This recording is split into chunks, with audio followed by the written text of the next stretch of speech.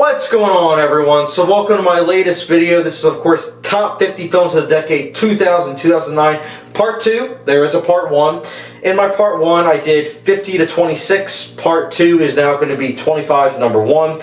Now, if you guys didn't watch part 1, let me give you guys a little bit of exposition as to what this exactly is. So what I did was I got my top 5 movies from 2000-2009, put all the number 5s in a pile, ranked all the number 5s, ranked all the number 4s together, number 3s together, 2s, 1s, and then obviously the 1s are going to be at the very top, number 5s are going to be at the bottom. So just keep that in mind in terms of this ranking, and there's also going to be a lot of movies that might not necessarily have made the cut.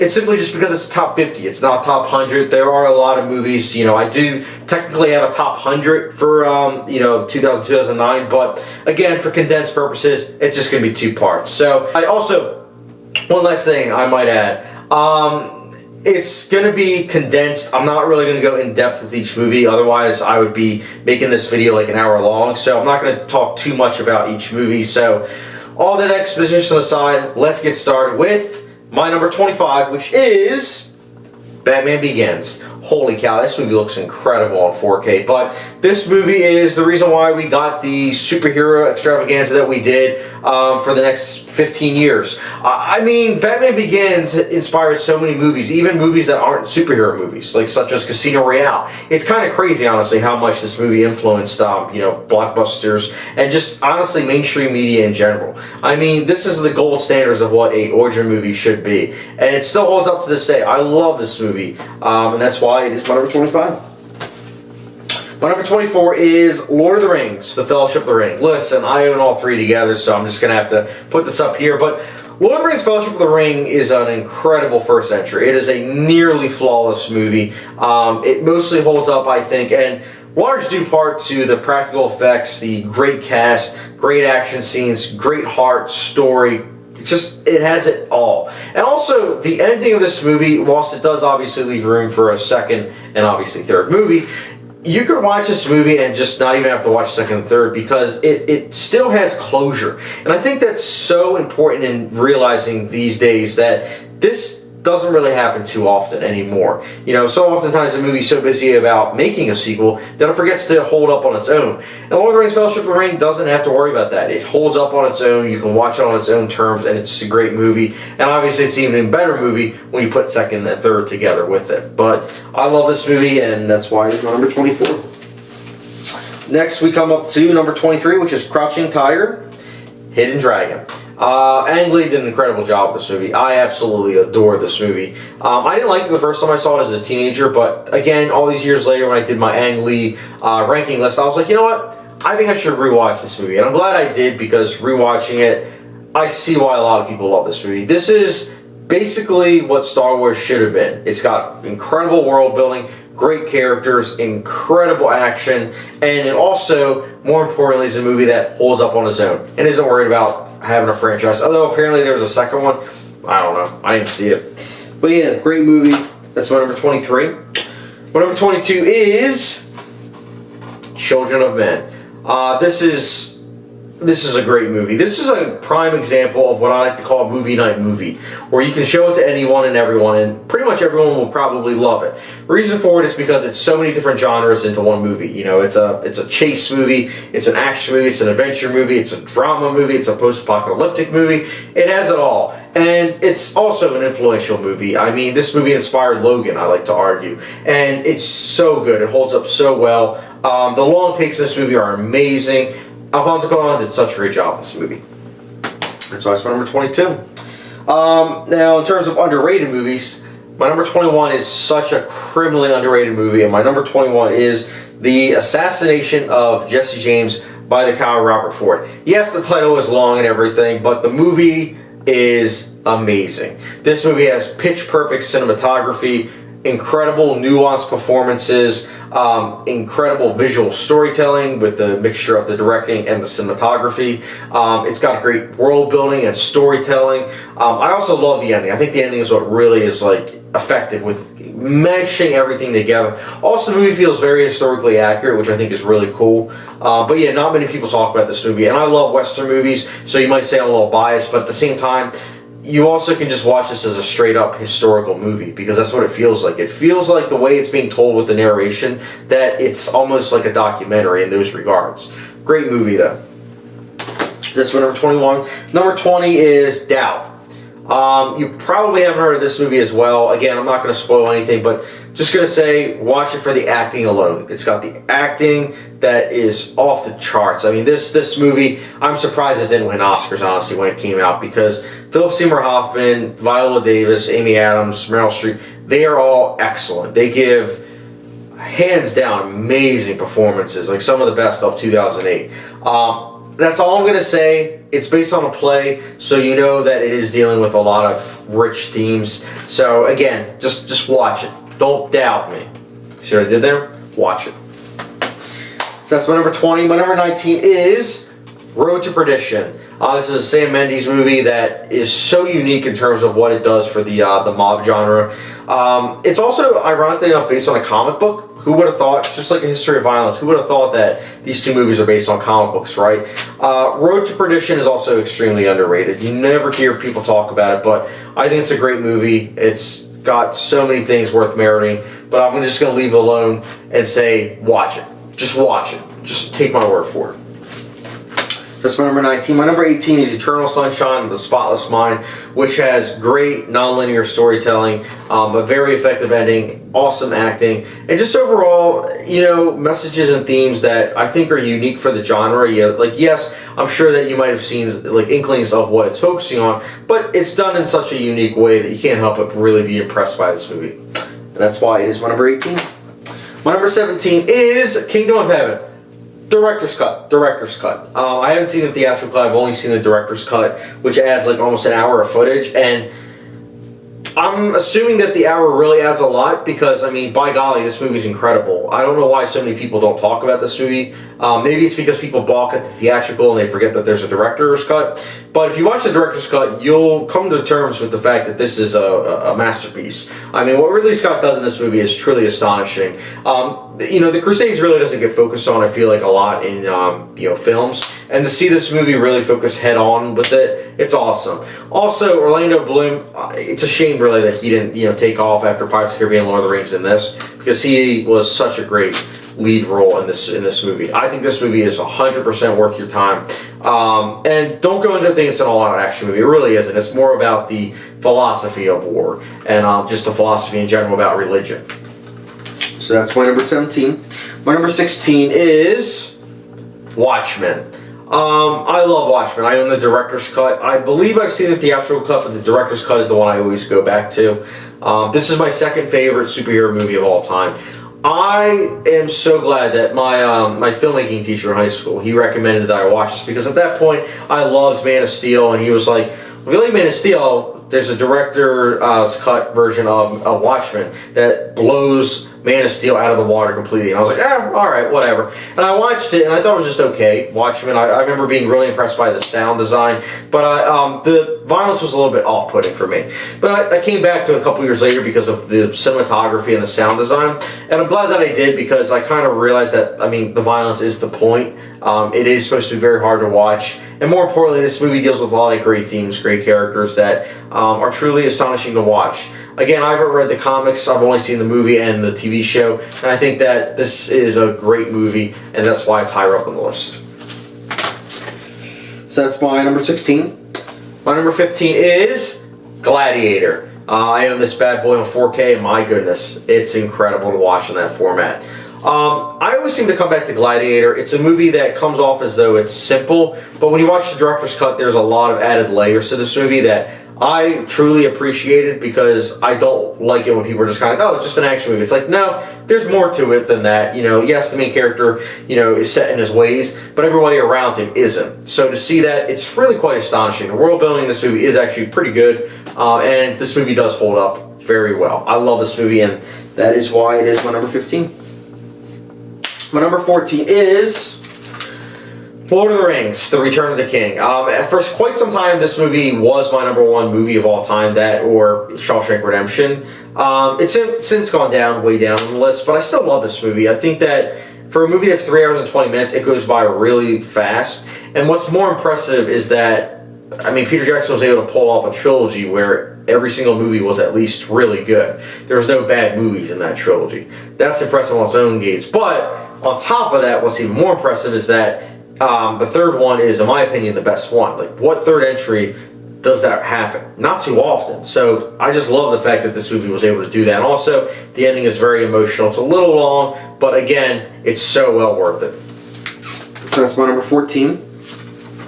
My number 13 is The Prestige. I love Christopher Nolan, what can I say? But The Prestige is a movie that takes things to the whole other level. I think what really works about The Prestige is the fact that you have characters that are very deceptive, and while watching it for the first time, you're starting to try to realize what's going on and everything. And then when you watch it a second time, and obviously multiple viewings after that, you pick up on things and you're like, oh, that makes so much more sense. Great movie. I am glad that people are kind of coming around to it. So that's, again, my number 13. Number 12 is No Country for Old Men. I love this movie. I think that this movie is a masterpiece. I think that what the Coen brothers did for this movie was outstanding, out of this world. More importantly, the fact that this movie is a thriller, you know, and thrillers are really based on like score. This movie doesn't have a score, but it's one of the most thrilling movies you'll ever watch. That on its own is well worth your time knowing that. Call it, friendo. So that was my number 12. My number 11 is Memento. In terms of original storytelling, original editing styles, this movie can't be beat. More importantly, it's a noir that the ending is like a gut punch. When you realize everything that's actually happening, it's like, oh wow, that's actually really messed up, but really cool. I love Memento. I hope that others do too. I know that it has a pretty good following now at this point, but I just feel like not many people have seen it. Like you won't talk to an average person and they'll say, "Oh, I've seen Memento." It's only really in the film buff community, and I do hope that this movie kind of finds more ground in terms of like the mainstream media, because I do feel like that this is a movie that it should be shown in film classes. It truly should, for its editing and just, you know, script alone, because the script is truly outstanding and very, very original. That's why it's my number 11. Now we get to the top 10. Number 10 is Fantastic Mr. Fox. This is probably my favorite animated movie. I love the claymation. Claymation is one of my favorite forms of animation. The movie condenses a really intricate story into 87 minutes long. It's got great humor, great characters. What's not to like about it? So that's my number 10. My number 9 is Punch Drunk Love.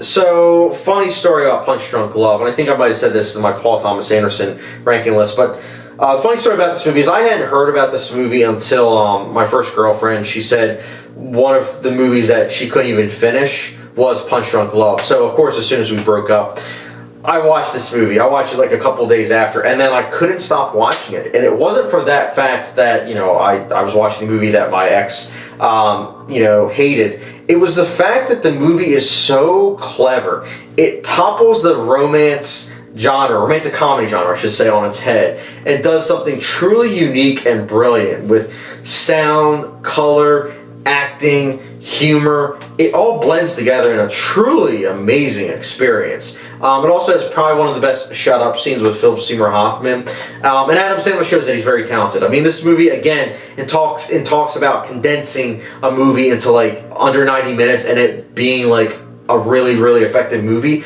Same with Fantastic Mr. Fox. This movie works on that. You know, if someone's like, what's a great 90-minute movie? This is one of the top ones that I mentioned, because with what it does, it's awesome. Now, I will say it's not for everyone, because, again, it is a very quirky movie, and it's very strange. But if you can get past that, which you should be able to, because we need more unique, original movies out there, watch it. You'll really appreciate it. So that's my number 9. My number 8 is a gut punch of a movie. My number 8 is $1 Million Baby. Clint Eastwood might be his best movie. This or Unforgiven, I don't know. I go back and forth. But this movie is amazing. I'm not a big sports kind of guy. I used to be back in the day. But I'm not really anymore. I don't really watch them. But the thing is also with watching sports movies, there's a lot of cliches and everything. But $1 Million Baby transcends those cliches, not just with the final act. A lot of people say it's the final act. It's the fact that it really gets to the nitty-gritty about these characters, and it focuses on a female character in a sports movie that is a sport that is dominated by men. This movie was ahead of its time. 16 years later, this movie was way ahead of its time. I think it's a very timely movie. If you can get past the fact that it's very depressing, I would highly recommend you check it out because it is a masterclass in filmmaking. And that is why it's my number 8. My number 7 is Requiem for a Dream, which I own on Blu-ray. I'm looking forward to it coming out on 4K in a couple months. This movie is amazing. I love it. I'm usually more about like slow edits than like fast-paced editing, but Requiem for a Dream is an exception. The editing in this movie is outstanding. It's on a whole other level. This movie influenced so many filmmakers. I also think that it's great watching this movie because you can slowly see the downfall of these characters, and the final act, holy cow, every single time it's mesmerizing but also really hard to watch. This is why you go to the movies, to be really depressed. But that's my number 7. My number 6 is Oldboy. So Oldboy it's the middle one part of this trilogy. Oldboy is probably maybe the best revenge movie. It has probably one of the best twist endings ever. You go and watch this movie knowing nothing. That's all I'm going to say. Most of these movies, if you haven't realized, I say go in knowing nothing because that's how I went in, and that's especially why I found the movies to be effective, because sometimes an experience is like that. I was fortunate enough to where Oldboy, I believe, wasn't spoiled for me, so because it wasn't, I was really engrossed by it, but at the same time I didn't love it. I really, really liked it though the first time, but through subsequent viewings I grew to really love it, and obviously I love it so much that it's in my top 10 for the decade of 2000-2009. So that's my number 6. My number 5 is The Dark Knight. This is the movie that changed the superhero genre and is my number 1 favorite superhero movie of all time. Fact of the matter is, I hate when people are like, oh, you take out Heath Ledger and this movie would be pretty generic. I disagree wholeheartedly. The ending doesn't have anything to do really with the Joker other than the ripple effect of what he does. But that ending is incredible, so iconic. It's got amazing action scenes. Character development is through the roof. The symbolism, I could analyze this movie all day long. The Joker is just, honestly, like the cherry on top. The Joker is incredible, but I definitely would argue that this movie is incredible, not just for the Joker's performance, but the movie as a whole in terms of the story and the filmmaking. Christopher Nolan, you did a great job with The Dark Knight, and that is why it's my number 5. My number 4 is Brokeback Mountain. Talk about changing things. Brokeback Mountain, I think, really changed, the film industry in terms of like LGBTQ movies, because most LGBTQ movies weren't really focused on in terms of mainstream cinema. You would see it every now and then, but I feel like Brokeback Mountain really pushed the grounds for that, especially with the fact that it almost won Best Picture. It should have won. It really should have won Best Picture, honestly, if we're being honest. But I know that was like something that was like, oh, well, it lost, and it's a shame, but I look at this as the stepping stone as to why Moonlight won Best Picture, and I am so glad. I love Moonlight probably a bit more than Brokeback Mountain, but Brokeback Mountain is still very effective. It's a cowboy movie that is so unique. I love the Western genre, and No Country for Old Men is a very unique Western as well, but this one is like really unique. In fact, some people probably don't even look at it as a Western, but wholeheartedly, it is a Western. It's an LGBTQ movie. Combined, it's such a great Western that blends all these genres seamlessly. Ang Lee, you did a great job with this movie. And that's why it's my number 4. My number 3 is Pan's Labyrinth. Probably my favorite fantasy movie, not gonna lie. I can watch this any time, any time. And this movie hits me every single time.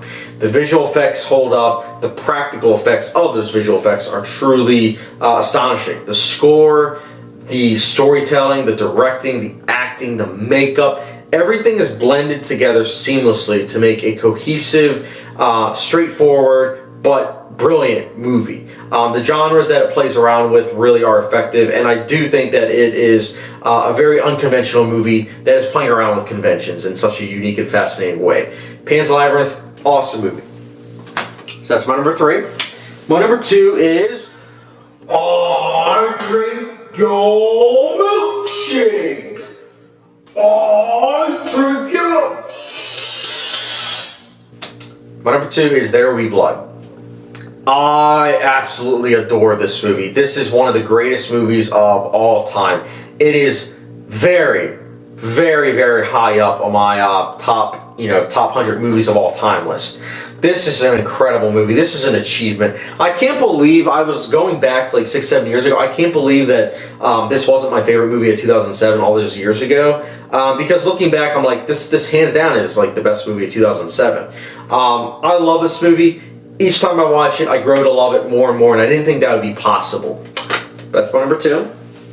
My number 1 is, well, it's a movie. You know, I mean, I talked about Brokeback Mountain being like groundbreaking for LGBTQ cinema, and the reason why I said that and not my number 1 is because my number 1 was pretty obscure. It's slowly gaining traction over the years, thankfully. And my number 1 is Mulholland Drive. This is a neo-noir LGBTQ drama with hints of romance that is a masterpiece. This is masterclass storytelling. David Lynch really outdid himself with this movie. You can watch this movie so many times, pick up on so many details, analyze it to death, and you'll still want to rewatch it. The reason why I have this over There Will Be Blood, I think, is because of the fact that I've seen this movie more times than There Will Be Blood. I love There Will Be Blood, obviously. It's a masterpiece. These are 2 masterpieces, but Mulholland Drive, I think it's the fact that I know I want to watch it every single time because I want to peel back the layers. I want to peel back the layers of the story and the characters and their motivations and symbolism and everything. And I think that this movie works on all levels. Again, in terms of accessibility, I don't think it's as accessible as, you know, other movies on my top 50 list. But here's the thing. If you're open-minded, I'd say I would highly recommend you check out Mulholland Drive because this is probably the most accessible David Lynch movie. But again, it's truly an astonishing experience. I would highly recommend you check it out, and that's why it's my number 1. But yeah, guys, that's my top 50 films of the decade, 2000 to 2009, part 2. What do you guys think? What did you guys think of my choices? Let me know in the comment section below, as well as your top 50 films of the decade 2000 to 2009, or even top 10 or top 5. Let me know down below, and as always, I really appreciate your guys' support. Don't forget the subscription, notification bell, and I'll catch you guys later.